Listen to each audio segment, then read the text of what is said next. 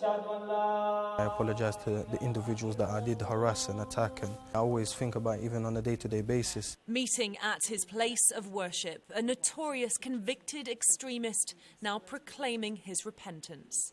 Somebody who makes a mistake never recognise they make a mistake until they actually analyse what they've done after they've done it. Jordan Horner was part of a vigilante group called the Muslim Patrol. It's a Muslim area.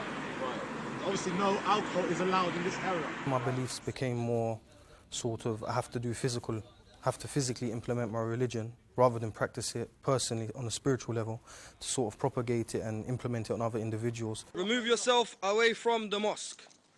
Go away from the mosque now. They walked the streets of East London trying to enforce Sharia law. You call it, obviously, to not dress like that in Muslim area. That's when it became more of going out and stopping people drinking and stopping people holding hands and being outside the mosque dressed in certain ways. That's when it became more of the crime. Go away now.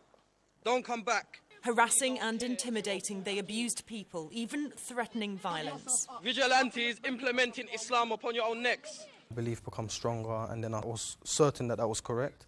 And I guess through sort of the internet, lectures online, reading certain books and learning from certain individuals, all of that collectively, the way it affected me was convinced me to sort of go out in public and do these things as a propagation of my faith. Get out of here quicker then.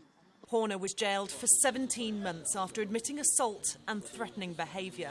Now I've moved away from that and I've studied my faith correctly, that I understand these type of actions are completely incorrect. Do you feel ashamed of what you did?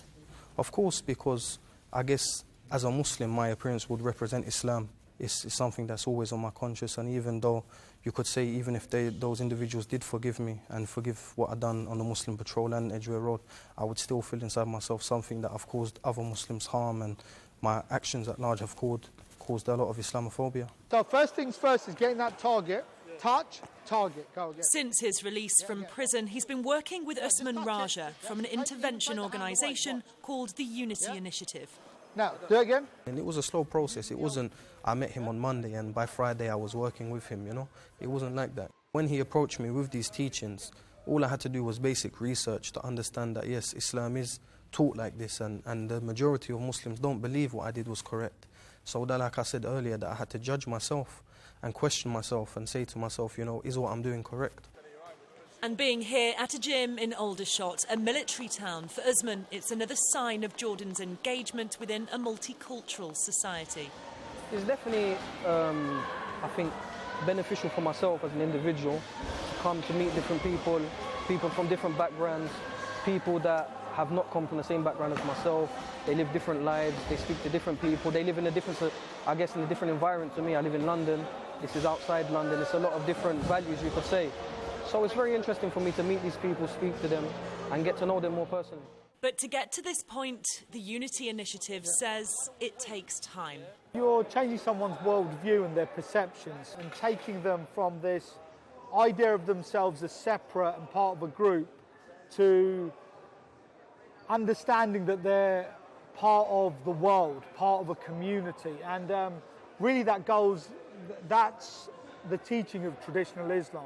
And it's about theology, not martial arts. Usman says in the last 6 years, Unity have reformed over 20 convicted extremists. They think they're interpreting Islam, but they're really mistranslating, because they're coming to it with a modern understanding of Arabic, which has nothing to do with the traditional analogous understanding, and they're coming with their very modern viewpoint. Hence you've got all of these political movements. Jordan claims his old ideology is abandoned and his new embraced, simply that Islam means peace.